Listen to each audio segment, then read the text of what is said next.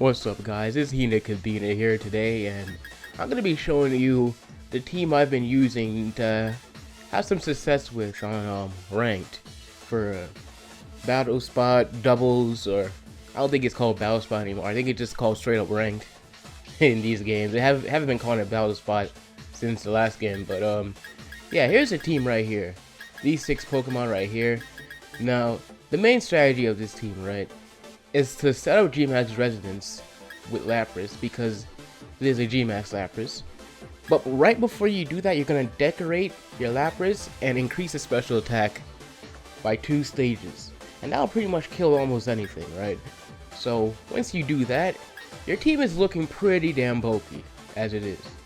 And you know, you almost always get the resonance off anyway, because once you're Gigantamax, since Lapras is so naturally bulky, when he doubles that HP stat, look at that HP stat, like 459 at level 100. I don't know what that is at level 50, but at level 100, you double that, that's like 9 billion HP, man, or 900, so something around those lines. But anyway, that's the main strategy, right? You decorate your Lapras, you get the Gmax Resonance off. The Gmax Resonance will probably kill anything because I'm max special attack and I'm decorating it, and I pretty much have my team be very bulky. Now once my team is very bulky, you pretty much clean out with Duraludon, because Duraludon is already naturally bulky since he's one of those sweepers that are like just off for being speedy. I like sweepers that are just not that fast, because sweepers that are not that fast usually have some bulk with them, you know, or else they'll be trash, you know. But you know, Duraludon is one of those sweepers. Now behind the resonance, he's just there to clean up whatever is left. And if your Alcreamie is still alive, because it's a bit bulky, it has max defense, right, and max HP. So once the Duraludon comes in to clean up, if your thing is still alive, you can just fire off Draco Meters willy-nilly, because you can decorate afterwards and bring back that special attack once you lose it. Now, my Lapras has just off of max HP, just a little bit off. I put a little bit into speed because Lapras is base 60, and the same thing with Incineroar. He's also base 60, and things that are base 60 are very abundant in this game. So I just made it barely outspeed things like, I think Tyranitar is like 61. Like, yeah, like you would even outspeed like Tyranitar and things like that. So that's really nice, because you know, once I throw them off a little bit, they'll be like, why are you winning every speed tie? The thing is that, you know, I'm not winning every speed tie. I'm just have a little bit of speed, just a little bit.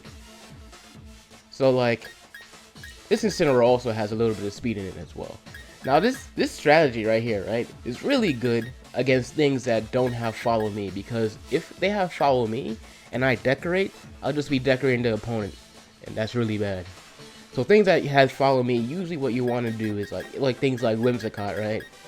And which also has Whimsicott puts a whole dent in this strategy because it usually has fake tears, and that will fuck up your damn screens. Like, what's the point of putting up screens if you're being fake tears 24/7, right? So what I do is that I usually have a fake out. I bring a fake out if I think they're gonna bring Whimsicott, because Whimsicott are usually focus sash. So I fake it out, break the stash, and then kill it with something else.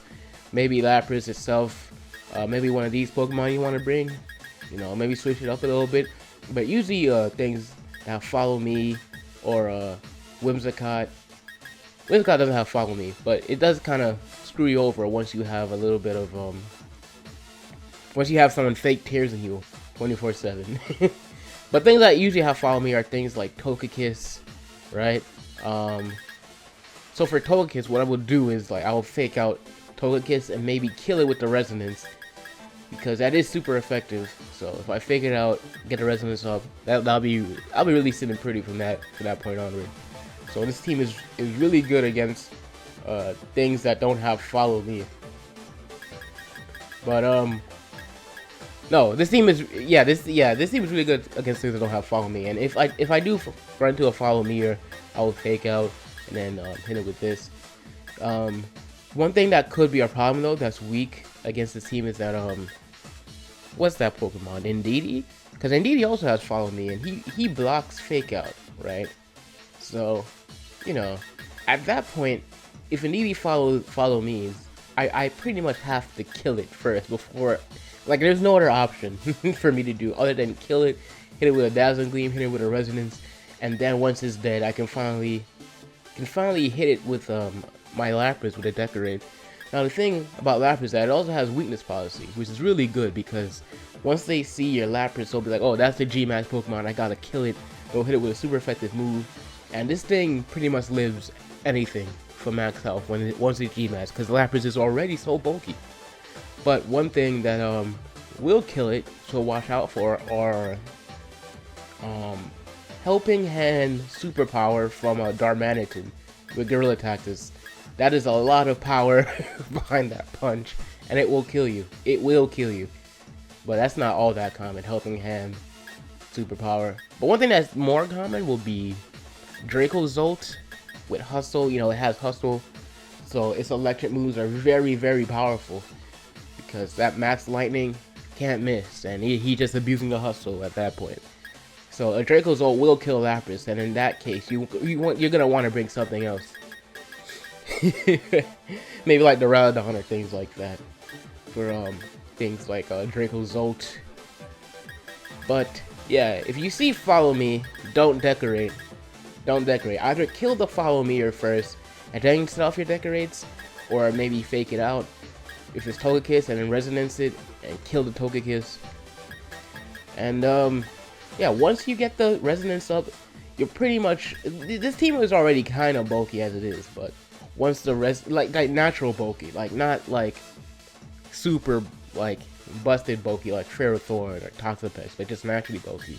But once you get the resonance up, you pretty much have like a lot of bulk.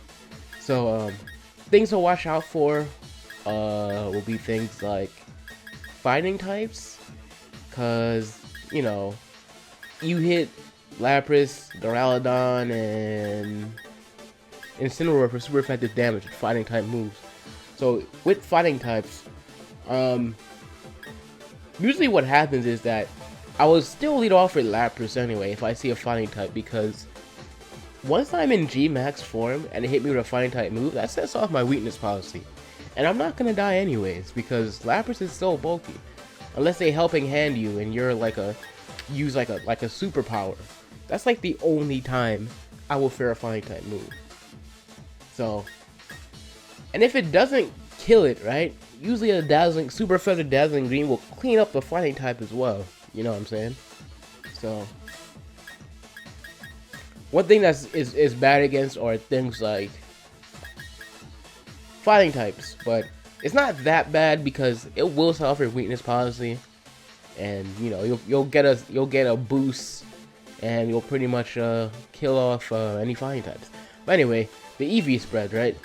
G-Max Lapras, it has about base 60 speed, as well as my Incineroar. Now, their speed will be like 157 or 156, right? But they're 162. I put just ever so slightly an amount of speed in them just so I can outspeed things that are base 60, because so many things are base 60 in this game. That's such a common speed tier, because it's like right in the middle, you know what I'm saying? It's like right in the middle. So a lot of things are just base 60. So like, I can win a fake out war with like another Incineroar, or things like that. And I even outspeed Tyranitar, which is base 61. So it has 1 point above base 60. Like this one has like 159 speed, just Tyranitar here, and I got 162. So I'll even outspeed like Tyranitar and things like that. So that's why I have that amount of EVs in them. This thing has max defense and max special and max HP, because my special defense is already so naturally high that it pretty much doesn't need any more investing. And I have a Babiri Berry, so I can get rid of the, like, if something try to hit me that's super effective, it's usually going to be Steel, because poison type moves aren't that common. So, you know. So I have the Babiri Berry to get rid of the Steel. And what other options do I have here? Weakness policy in case I run into a fighting type, because it usually won't kill me. Although this team does look pretty weak to fighting types, it actually could be in your favor if the fighting type move does not kill you, because that's where you go after the fighting type Pokemon after they hit you with the weakness policy. Super effective move. And what else? Citrus Berry, because that's just a good recovery item for Sableye, because the berries that heal 33% health when you're at 25%, usually Sableye is bulky enough to take one move, but not be at that health. He'll never really be at 1/4 health. I've noticed that, so I gave it Citrus instead. We have Conkeldurr here. I like Mach Punch because it gets rid of things with Focus Sash and things of that nature. Now this thing, I have Sweet Veil because without Sweet Veil, I'm pretty weak to sleep. But Sweet Veil, that ability, what it does is that, oh shit, what it does is that it blocks sleep. So you see sleep, bring Sweet Veil, and that's gonna be the team. So at this point, that's the team, and I guess I'm just gonna make it public now. I pretty much described everything I want to describe with this team. Yeah, I described the speed EVs, the outspeed things are base 60. Described the main strategy with G-Max Lapras and Decorate. I described what you do if you see something else with like that might throw it off, like a follow me, or you fake out it if it's Togekiss and then kill it. And yeah. Alright, so I'm just gonna make it public right now. Here we go.